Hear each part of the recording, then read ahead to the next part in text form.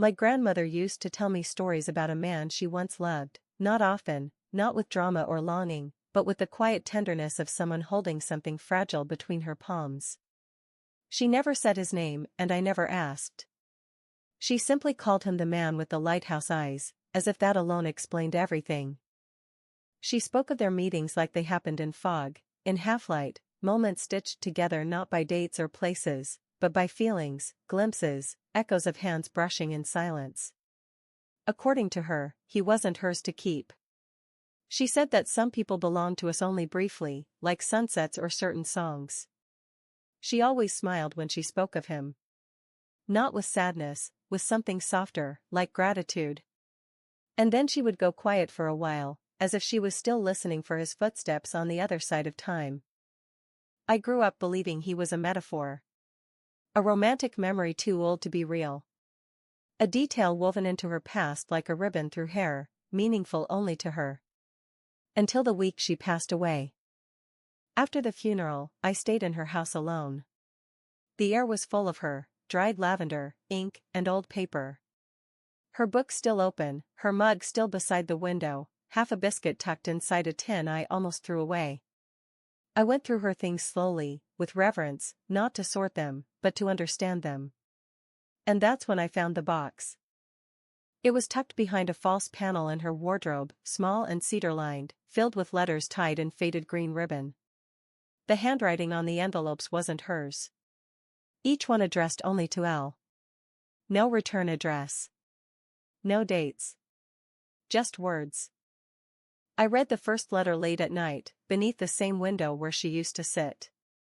And it felt like opening a door into a different century. The language was gentle, deliberate, old-fashioned in the way that letters once were, full of space, of silence between the lines. He wrote to her as if she had never left him, as if the act of writing was enough to keep her close. He spoke of places they'd never visited, of lives they might have lived, of the exact quality of her voice when she said his name. One line stayed with me for days. If time had threads, I would weave my life through yours in every version. I read every single letter. I began to hear his voice in my head, slow, thoughtful, filled with a weight that wasn't sadness, but presence. Like someone who had loved, and never truly stopped. And then I saw him. It was a week later, in a small town by the coast where I'd gone to clear my head.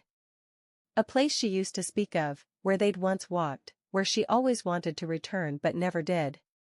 I was standing outside a used bookstore, the kind where the windows are fogged and the bells above the door are older than the shelves, when I felt a presence behind me.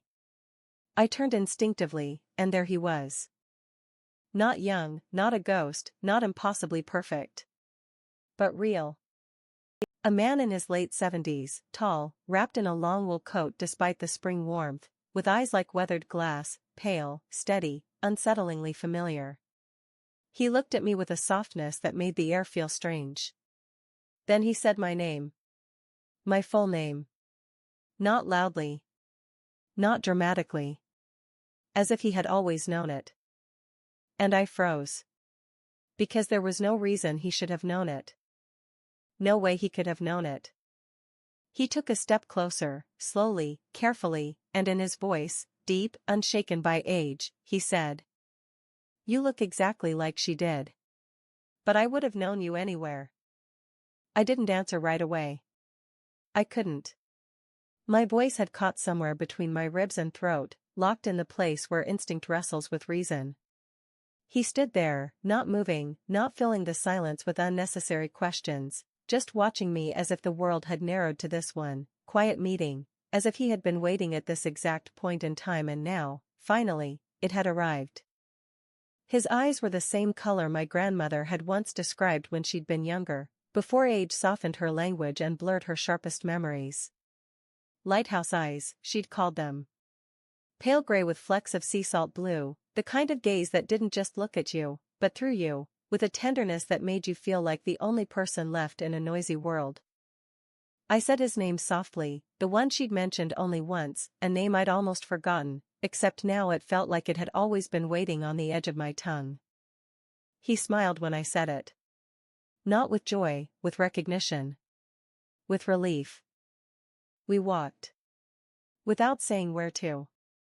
Along the curved stone path beside the harbor, where the gulls floated heavy in the breeze and the sea lapped at the rocks below like it had never stopped calling.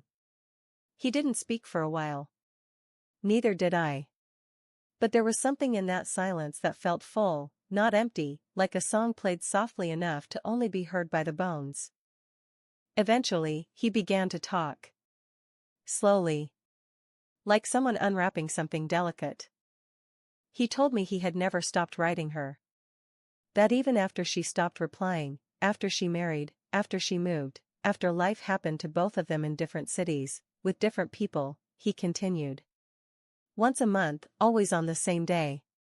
He didn't send them. He didn't expect her to read them. But he wrote them, by hand, folded them carefully, and placed them in the box he had built himself from pine and hope. I wasn't writing for her, he said, looking out at the water. I was writing to her. There's a difference. He didn't sound bitter. Not nostalgic either. He spoke like someone who had learned how to carry love the way some people carry scars, not as a wound, but as part of who they became. I told him I'd found the letters.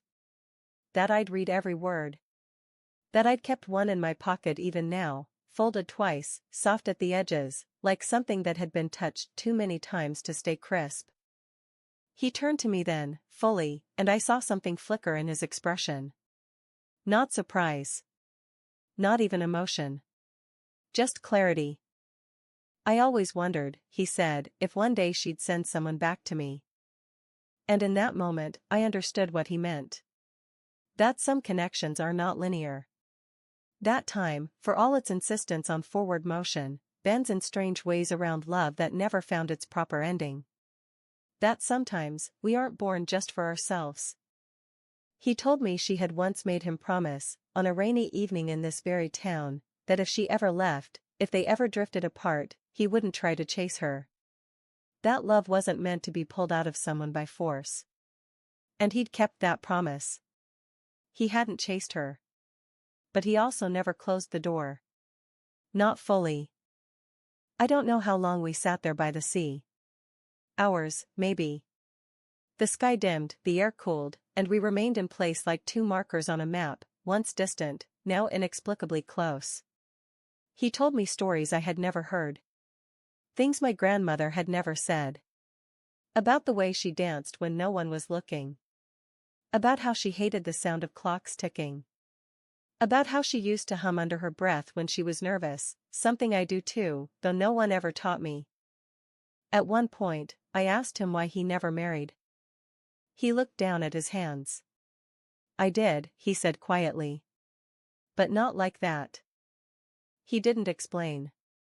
He didn't have to.